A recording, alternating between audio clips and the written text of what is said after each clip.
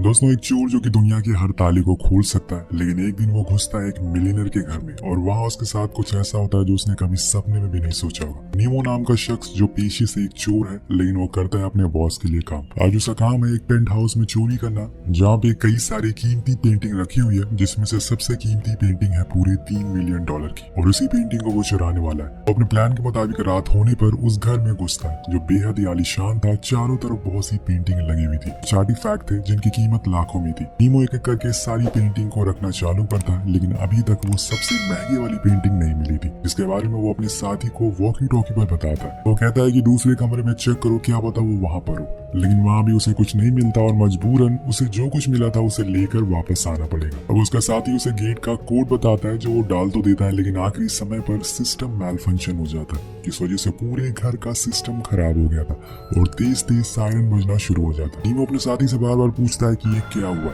लेकिन उसके पास कोई जवाब नहीं था और आखिर में वो कह ही देता है कि मैं अब कुछ नहीं कर सकता हूँ, अब हमारे हाथ में कुछ नहीं है, तुम्हें खुद वहाँ से बाहर निकलना पड़ेगा। अब नीमो को जेल नहीं जाना था, उसका एक परिवार भी है, लेकिन ये उसे चोरी करने से पहले सोचना चाहिए था। उसे समझ नहीं आ रहा था कि वो क्या करे। अब यहाँ उसे वो सायरन की आवाजें बहुत तंग कर रही होती है, इसलिए वो पहले तो उसे तोड़ता है और वापस से गेट के पास जाकर उसे चाकू से तोड़ने की कोशिश करता है, लेकिन ये गेट टूटने का नाम ही नहीं ले रहा था। शायद अंबुजा सीमेंट से बना हो और इसी चक्कर में साइड में लगे हाउस कंट्रोल डिवाइस में कुछ दिक्कत आ जाती है, जिस वजह से पूरे घर का टेम्परेचर बढ़ने लगता है और अब ठंडी हवा की जगह गर्म हवा आना शुरू हो गई थी। धीरे धीरे गर्मी बढ़ती जा रही थी।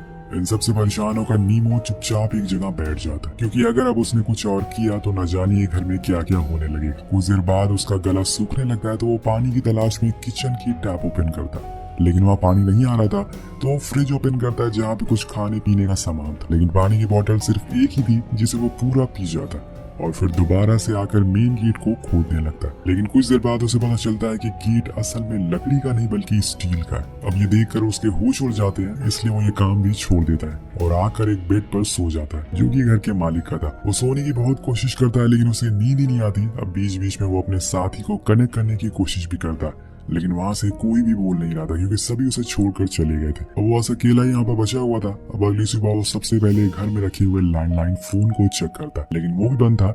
इसके बाद वो वहाँ पे जितने भी ड्रॉर थे उन्हें चेक करता है कि शायद उसे कुछ काम का सामान मिल जाए, लेकिन वहाँ भी उसे कुछ नहीं मिलता। अब इतनी देर में उसे टॉयलेट लग जाती है तो वो करने के लिए चला जाता है, जहाँ पे उसे कुछ फेक फ्रूट रखे हुए मिलते हैं, जिन्हें वो विंडो पर खींच के मारता है, लेकिन कुछ नहीं होता क्योंकि पूरा घर साउंड और बुलेट प्रूफ था, जिसमें कि अब नीमो अटक चुका है और इसी दौरान उसे जोर की प्यास भी लग जाती। लेकिन जो पानी उसे कल मिला था वो तो पूरा पी गया, यानी कि अब उसके पास पीने को कुछ नहीं है। वो स्विमिंग पूल के पास जाता है और उसके पानी को पीने का ट्राई करता है, लेकिन अगर वो पानी पीने लायक होता तो स्विमिंग पूल में क्यों होता। नीमो फौरन उसे मुंह से निकाल देता है क्योंकि वो बहुत ही कड़वा था और अब यहाँ उसे पता चलता है कि उसके शरीर से बड़ी गंदी बदबू आ रही है। तो वो उसे पानी से खुद को साफ करता है और इसके बाद वो एक्वेरियम के पानी को पीने का ट्राई करता है, लेकिन वो भी बेकार था। देन वो टैप को ऑन करता है, वो भी कुछ नहीं था। यहाँ नीमो को अब गुस्सा आने लगा था और वो इरिटेट होने लगा था, लेकिन आखिर में उसके दिमाग में फ्रिज आती है, जिसमें से वो जमे हुए बर्फ को बाहर निकालता और उसे चूसने लगता है, जिससे उसे थोड़ी तो राहत मिलती है, लेकिन पूरी प्यास नहीं बुझती। उसके बाद वो सारे बर्फ पिघल जाएंगे और तब नीमो क्या करेगा। अब वो घर के सारे फर्नीचर टेबल को लाकर एक जगह पर इकट्ठा कर देता है, क्योंकि उसके दिमाग में एक आइडिया आया था, क्यों ना वो घर की छत पर जाए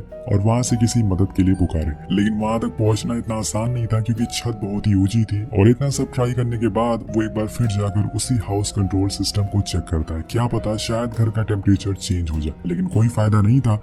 अब उसे प्यास के साथ साथ भूख भी लगी थी, तो एक फूड कैन को खोलने की कोशिश करता है, लेकिन उसी चक्कर में उसका हाथ पे कट लग जाता है, जिससे उसे काफी दर्द होता है। यहाँ उसके दिमाग में फिर से फ्रिज आती है, तो वो जाकर उसमें बर्फ ढूंढने लगता है, लेकिन अब बर्फ पिघल चुकी थी, इसलिए वो उस फ्रिज को ही चाटना शुरू करता है ताकि जो कुछ बचा कुचा बर्फ था वो उसे खा सके। उसका बस चलता तो वो फ्रिज में ही बैठ जाता है, लेकिन उसकी मजबूरी है, वो उसमें फिट नहीं आएगा। इसी दौरान हम बाहर देखते हैं कि तेज बारिश हो रही है, लेकिन अफसोस नीमो ना तो बाहर जा सकता और ना ही वो पानी को पी सकता है। वो बस वहीं बैठा रहता है।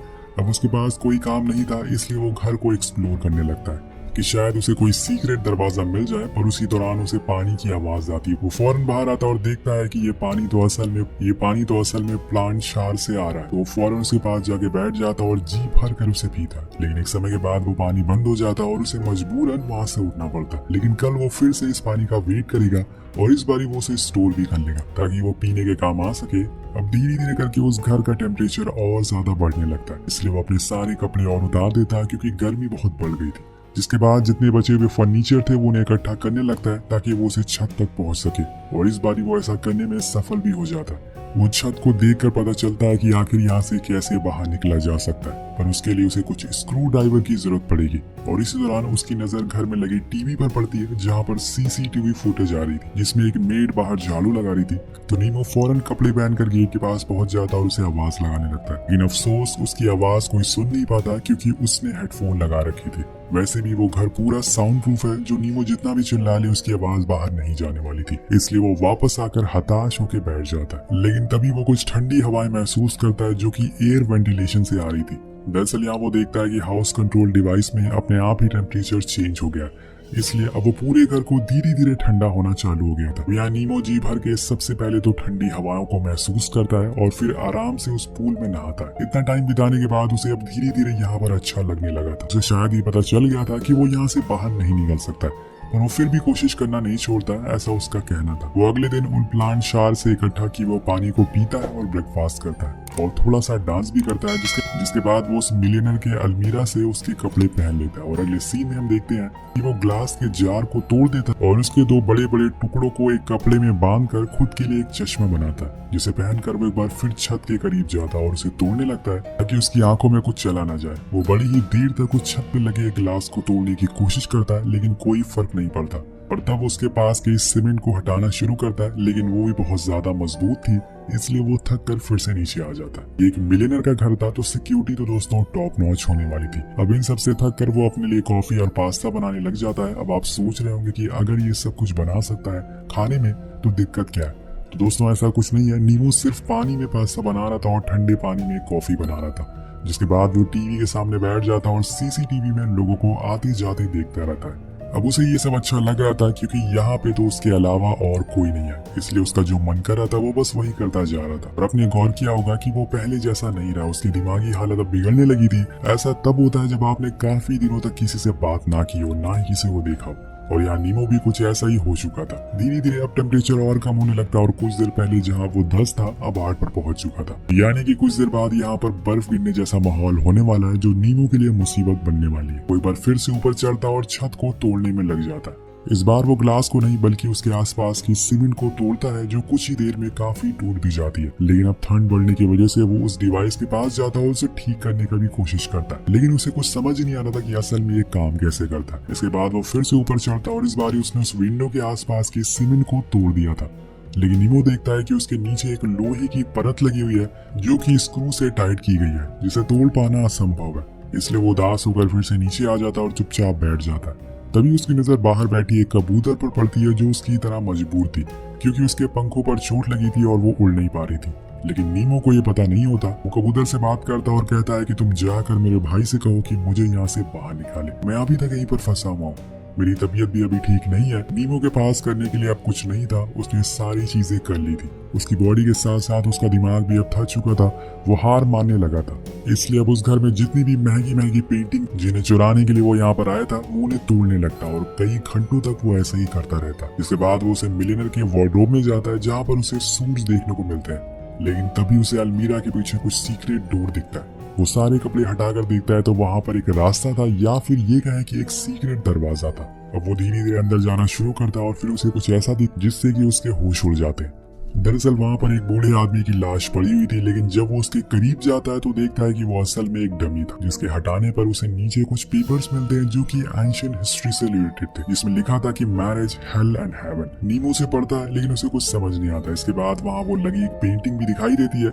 ये वही पेंटिंग थी जिसे लेने के लिए वो यहाँ पर आया था, यानी कि वो $3 मिलियन वाली पेंटिंग। और यहाँ उसे ओनर की पेंटिंग भी मिली और वो डमी भी उसी ओनर का था जिसका ये घर था। नीमो को भी यही लगता है कि शायद अब वो यही मारा जाएगा। दूसरी ओर हम उसी कबूतर को देखते हैं जो कि अब मर चुकी थी। यहाँ नीमो का भी कुछ ऐसा ही हाल होने वाला था क्योंकि टेम्परेचर बहुत ज्यादा गिर चुका था। तभी उसे सीसीटीवी में दिखता है कि वो मेड अब उसके गेट के बाहर ही बैठी हुई है, तो वो फौरन भागते हुए गेट के पास जाता है और उसे पीटने लगता है, लेकिन हल्की सी भी आवाज बाहर नहीं जाती और वो बहुत ही इरिटेट हो जाता है और चिल्लाने लगता है और वहीं सो जाता है। अगले दिन वो फिर से उस विंडो के पास जाता है और अब उसे आइडिया आता है कि स्क्रू ड्राइवर कैसे बनाया जाए जिससे वो स्क्रू को खोल सके। तो एक लकड़ी से स्क्रू खोलने का टूल बनाता है और उसे खोलने की कोशिश करता है, लेकिन वो नाकामयाब रहता है। पर दोस्तों उसके अंदर अभी हिम्मत और उम्मीद बाकी थी। वो दोबारा से कोशिश करता और इस बारी वो स्क्रू को खोल लेता है, लेकिन अब उसके अंदर इतनी ताकत नहीं बची थी कि वो बाकी स्क्रू को खोल सके, इसलिए वो नीचे आ जाता है। और यहाँ हम एक और चीज नोटिस करते हैं कि नीमो अब पहले जैसा नहीं रहा। वो अब खुद से ही बात करता है, क्योंकि उसके पास अब ना तो खाने को कुछ है और ना ही पीने को।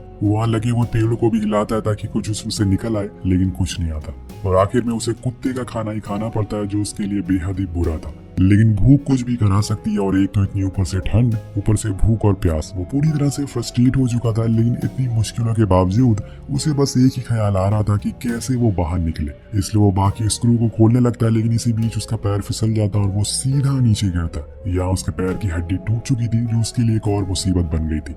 लेकिन तभी उसे वहाँ एक पेंटिंग दिखाई देती है, जिसमें एक आदमी टेप से बंधा हुआ था। उस पेंटिंग को गिरा देता और कहता है कि तुम्हारी दिक्कत मैं समझ सकता हूँ, जाओ, मैंने तुम्हें आजाद कर दिया। अब इसी तरह से कुछ और दिन बीत जाते हैं अब, और न्यू ईयर भी आ जाता है। बाहर धूमधाम से पार्टी चल रही थी, सभी लोग एंजॉय कर रहे थे। ये सब ऊपर से नीमो देख रहा था, लेकिन वो यहाँ पर कैद है।